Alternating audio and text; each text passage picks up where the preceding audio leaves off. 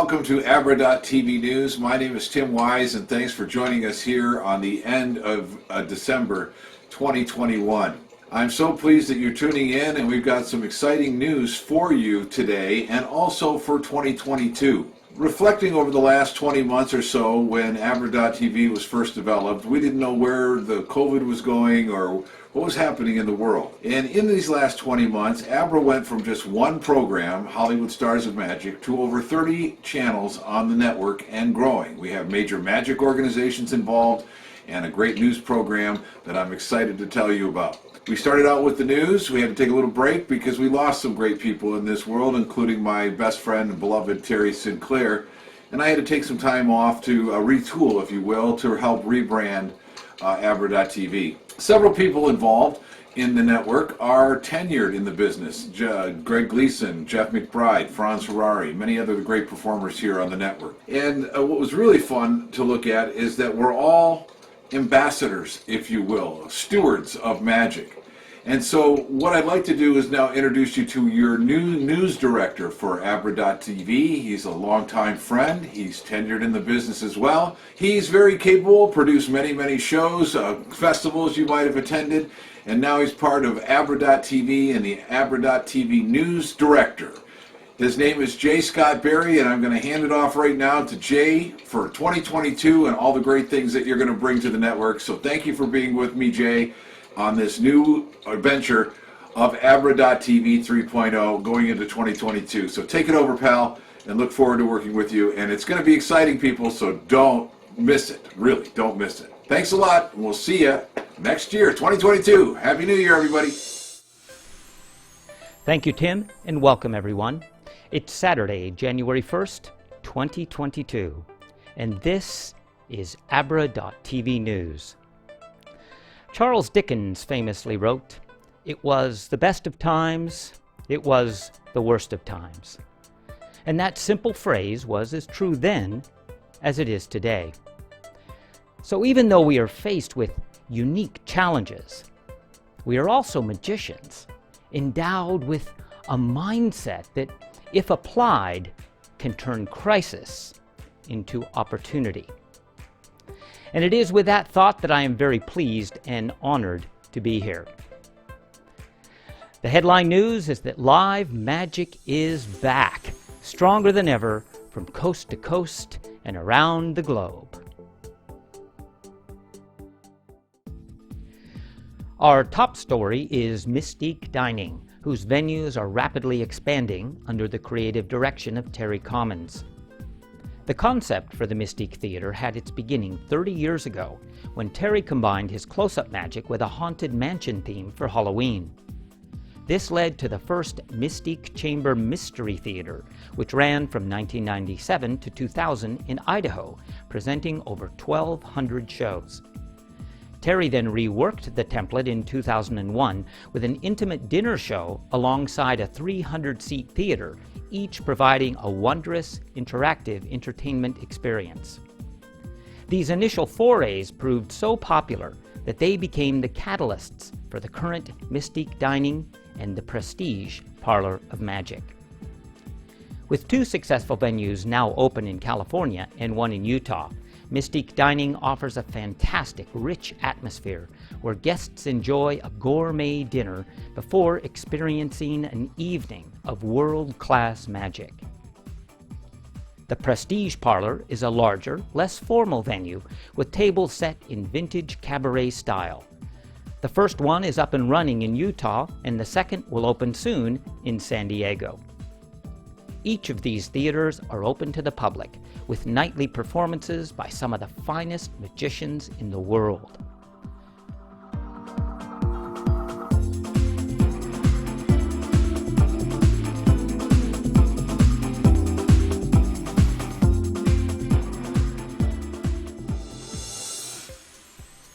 On behalf of all of these performers, I'd like to extend a special note of thanks to Terry Commons, whose hard work and tireless dedication to the art has proved beyond a shadow of a doubt that the rumors of magic's demise are greatly exaggerated.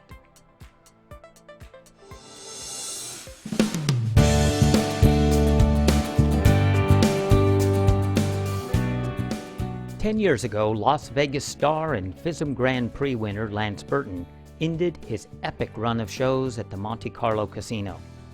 He took a well-earned hiatus to write and produce the Billy Toppet movie. Then he packed up shop and moved back to his home state of Kentucky. Once there, he could have easily settled into a comfortable retirement. But the spark of magic still burned in his heart. That spark has once again burst into a flame, and Lance Burton is back better than ever. He took to the road last year with an all-star team that included comedy magic superstar Fielding West, master juggler Michael Goudeau, and illusionist Keith West. His live show, Lance Burton and Friends, is a signature mix of sleight of hand, grand illusions, and audience participation. An amazing Las Vegas-style show suitable for the whole family.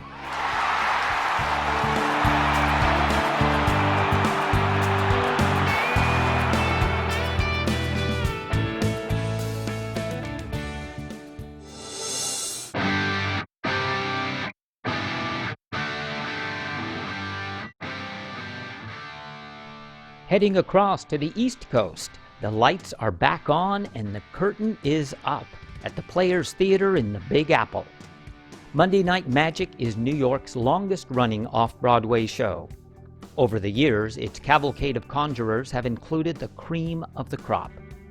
Each week, this Greenwich Village Theater presents at least 5 world-class magicians, performing dazzling displays of the art, from strolling close-up to parlor and stage.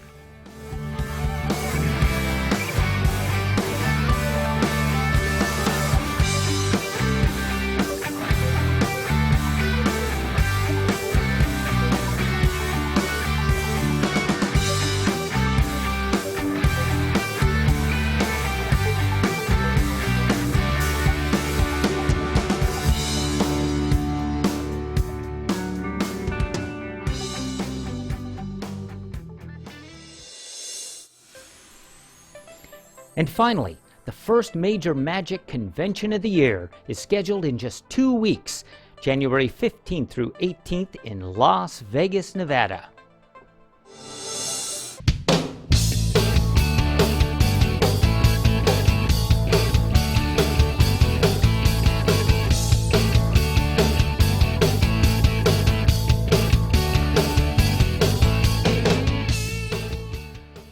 The Society of American Magicians will hold their 93rd convention at the Golden Nugget Hotel and Casino with Max Maven as the official honoree. The stellar lineup for this 4-day event includes Mac King, Eric DeCamps, Mark D'Souza, Lucy Darling, Guy Hollingworth, Mayor You Did, and many more. Tim Wise will be reporting live from the convention.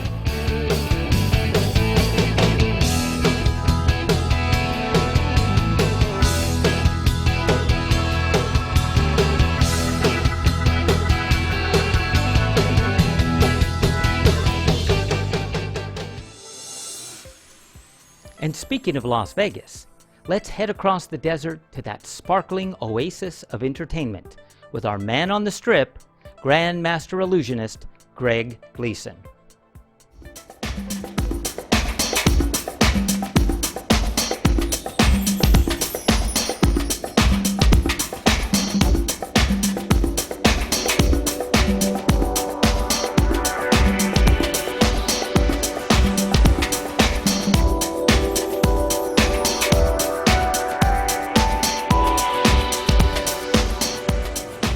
Thanks, Jay, and welcome to Las Vegas. This is Greg Gleason in Las Vegas.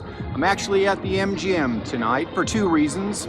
Number 1, to see the legend, the most successful magician in the world, David Copperfield. David Copperfield's been doing his show here for maybe 15 years now. The show is unbelievable. It's nothing like what you've seen on his earlier specials. It's almost all new material. And the second reason I wanted to start here at the MGM is because this is the first hotel that I started at when I moved to Las Vegas. The year was 1993. They just finished building the MGM, and my show, The Wizard Secrets, it was produced by John Mooring. It was right here at the front of the MGM, right on the corner of Tropicana and Las Vegas Boulevard. It was housed in the Emerald City. It was a $15 million theater specifically for this 100-seat close-up illusion show that I performed 9,400 times, and about 9,000 of them were sold out. Again, it was only 100 seats, but this is here at the MGM in Las Vegas, and this is where I started. So I wanted to start my first episode here. So what else is going on in Las Vegas besides David Copperfield's show? Well, let's run down the shows. The Rio has Penn and Teller, where they tape their weekly show, Fool Us. They have been performing there for probably 20 years now. We got Matt Franco, winner of America's Got Talent, has a great show at the Link. Shin Lim has an amazing show. He and Colin Cloud are at the Mirage. And if you don't think a close-up show works in a big theater, you need to go see the show. It's absolutely amazing. And I can't say enough about how great it is. It really is. They had 4 standing ovations the night I was there. You have a good friend of mine just opened up at Bally's, Farrell Dillon. Farrell Dillon and I toured in the Masters of Illusion tour across the country 9 or 10 times together. We also starred in Bally's Masters of Illusion, the Big Illusion show, but he has his own show in a venue called the Magic Attic. Also in that room is Frederic. He's a mentalist, has a show called Phenomenon. Absolutely great mentalism show. Speaking of mentalism, Banachek opened up at the Stratosphere. Also, Xavier Mortimer's got a show down there. And Mike Hammer, don't forget Mike Hammer, great show at the Four Queens downtown. So those are the main shows here in Las Vegas right now. So if you're out here, be sure to check out one of those shows. Each week I'll be back. I'll be visiting different properties. We will be going to see other people's shows. I'll be meeting with many of the magicians either before or after the show and giving you the updates of what's going on in Las Vegas at all the casinos. Look forward to seeing you on the next episode.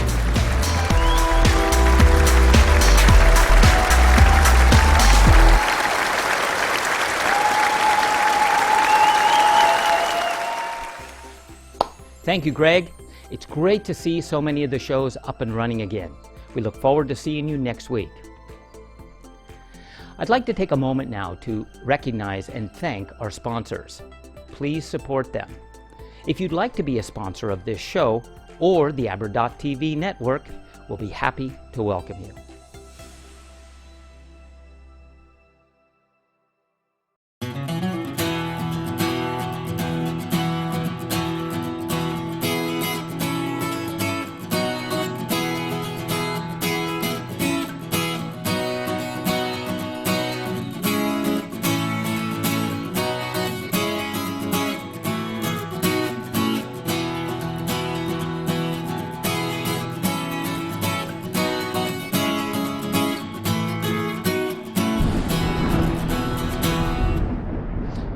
Robert Houdin famously said, "The magician is an actor playing the part of a magician." And we tend to focus on the nouns, but forget the verb. To play. In French, jouer, jouer la magie. It's a game. And I reckon the game we play is Fox and Hounds. Fox and Hounds. So whether we like it or not, the hounds will always be chasing. But it doesn't have to be adversarial. We don't play against the audience, we play with the audience, leading them on a merry chase. And I reckon our role in this game is to outwit, outsmart, and outfox, while we amaze, amuse, and inspire.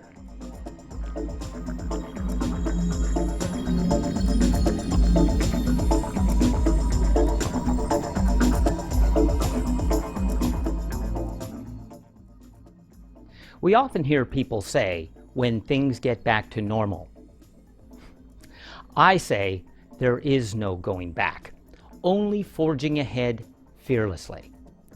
What has emerged out of the myriad of challenges are Zoom shows, lectures, workshops, and mentoring. And the man who has led the way is our very own Paul Draper. Please welcome master magician, illusionist, mentalist, and performer with Navigating the New Normal. Thanks so much, Jay. It's so good to see you. It's so good to be on here with everybody. So yes, it's a lot to say that I'm navigating this better than anybody else, but I have been navigating it in my own way. And I want to tell you, it wasn't easy. I was performing at Disneyland, as many of you know. When we look back at March 2020, I was performing at Disneyland, and they asked me to stand in front of the gates when Disneyland Park closed, and there were still thousands of guests in the hotel rooms, and they asked if I would entertain those guests for a few days. So for a few days in 2020, I literally was the magic of Disney. But we kept getting these calls that I had to only have crowds of 150 and then dissipate, 50 and then dissipate, 20 and then dissipate, 10, and then it didn't make sense anymore. And so on the drive home, I thought, well, what am I gonna do at this point? All of the shows had canceled. It happened to all of us. But in those few days, I thought about it, and I even drove home, and my sweetheart, she had been at the dentist to get a retainer, and we owed $500, and I didn't have it because it was the start of the year, and I had spent my whole year's worth of money on airplane tickets and car reservations and hotel reservations and couldn't get that money back. And I cried in the parking lot outside the dentist. How will I get $500? I applied at the local grocery store to be a produce manager because that's something I'd been when I was little. But within 3 days of getting home, I had started doing my first Zoom show because I thought about it and I went, okay, look.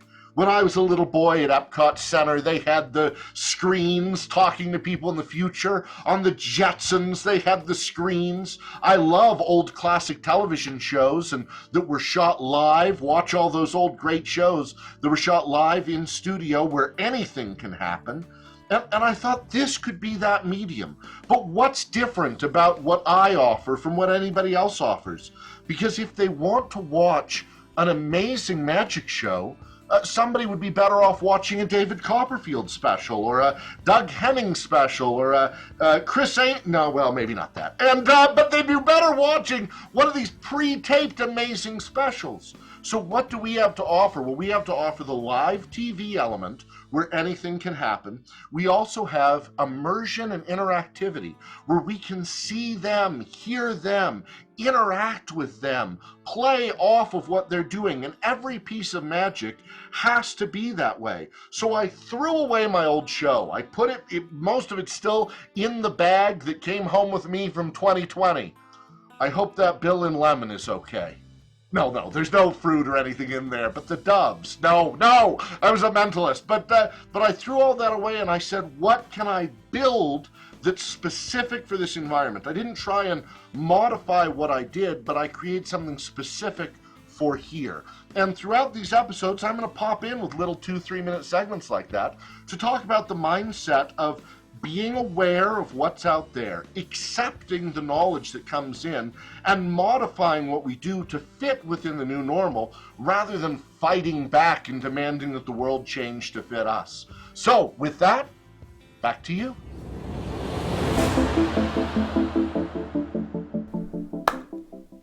Thank you, Paul. You truly are an inspiration. We look forward to next week's episode of Navigating the New Normal. If you're watching us on Facebook or YouTube, please like, share, and subscribe. Finally, last year we said goodbye to many dear friends and colleagues. So as we mourn their passing, we also acknowledge their indelible contributions to the art while celebrating their extraordinary lives. As my old pal Bill Larson would say, aloha.